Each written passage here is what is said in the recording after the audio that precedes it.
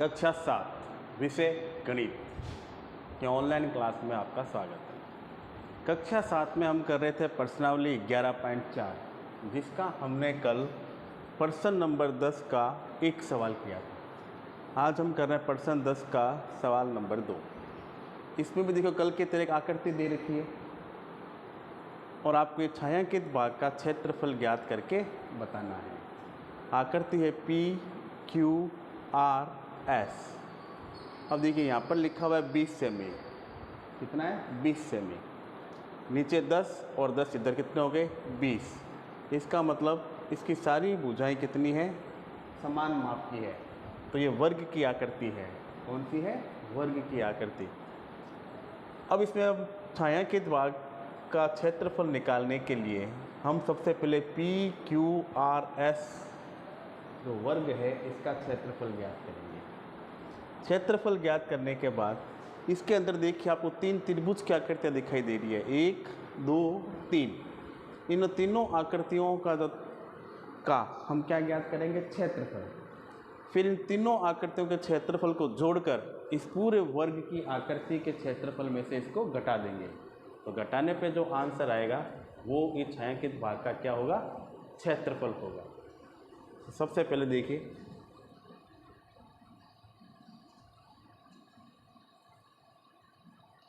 वर्ग P Q R S की भुजा की लंबाई ये दे रखा है 20 सेमी। वर्ग पी क्यू आर एस का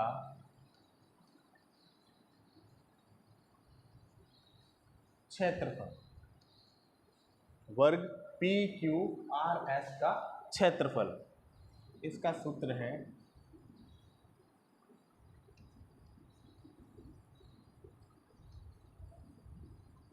भुजा इंटू भुजा।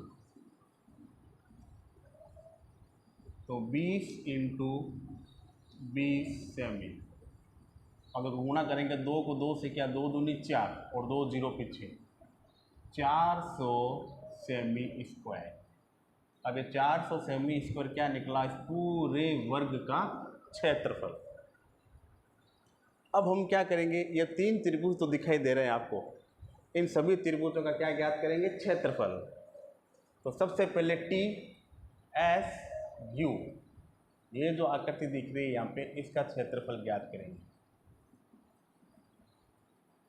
यानी त्रिभुज T S U का आधार, और ये आपको दे रखा है 10 सेंटीमीटर। फिर त्रिभुज T S U की ऊंचाई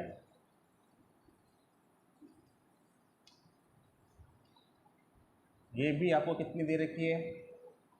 10 सेंटीमीटर। तो त्रिभुज T S U का क्षेत्रफल सूत्र होता है 1/2 इंटू आधार इंटू ऊंचाई। तो 1/2 इंटू आधार कितना है? 10 सेंटीमीटर। ऊंचाई कितनी है? 10 सेंटीमीटर। तो 2 का भाग हमने लगाया 10 में, तब ये गया 5 बार। कितनी बार गया? 5 बार। अब 5 को 10 से क्या कर देंगे? गुणा। तो गुणा करना कितना आएगा? 10 पिंजू 50 सेंटीमीटर स्क्वायर। यानी इसका निकल गया 50 सेंटीमीटर। अब त्रिभुज number 2 Q R U, Q R U का क्षेत्रफल।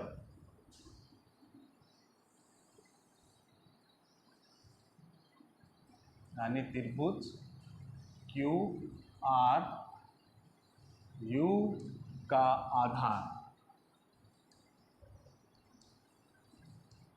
आधार है 10 सेमी। फिर त्रिभुज Q R U की ऊंचाई बराबर 20 सेमी और त्रिभुज क्यू आर यू का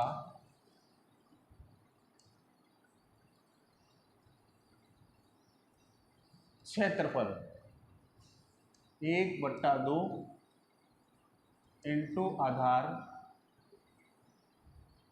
इंटू ऊंचाई। तो 1/2 इंटू आधार कितना है 10 और ऊंचाई है 20 सेमी। तो 2 का भाग 10 में लगाया 5 बार और 5 को गुणा की 20 से, तो 20 × 100 सेंटीमीटर स्क्वायर। यानी दूसरा त्रिभुज जो है हमारा, यानी ये 1 नंबर लिया, इसको हमने 2 नंबर पे लिया, इसका निकला 100 सेंटीमीटर। अब त्रिभुज नंबर 3। अब देखिए वर्ग की चारों भुजें आपस में क्या होती है, समान होती है। तो ये 10 और 10 कितने हो गए 20, तो ये सामने वाली भुजा भी इसकी कितनी हो जाएगी 20 सेमी। पूरी रेखा 20 सेंटीमीटर है, इतना हिस्सा कितना है 10 का, तो बाकी हिस्सा कितना बच जाएगा, तो ये भी कितना हो जाएगा 10 सेंटीमीटर। तो इसी प्रकार से आपको इसका निकालना है, इसका त्रिभुज पी क्यू पी टी का आधार, और इसका आधार है 20 सेमी। त्रिभुज क्यू पी टी की ऊंचाई वो है 10 सेमी। त्रिभुज क्यू पी टी का क्षेत्रफल वो है 1/2 इंटू आधार इंटू ऊंचाई। तो 1/2 आधार 20 और ऊंचाई 10, 2 का भाग 20 में 10 बार और 10 को 10 से गुणा करेंगे कितना होगा 100 सेंटीमीटर स्क्वायर। सबसे पहले तो पूरे वर्ग की आकृति निकाली, वर्ग आकृति का क्षेत्रफल 400 सेंटीमीटर स्क्वायर। फिर जो 3 आकृतियां दिख रही है त्रिभुज की, इसका हमने अलग अलग सबका क्या ज्ञात किया, क्षेत्रफल ज्ञात किया। अब हम ज्ञात करेंगे छायांकित भाग का क्षेत्रफल। अतः छायांकित भाग का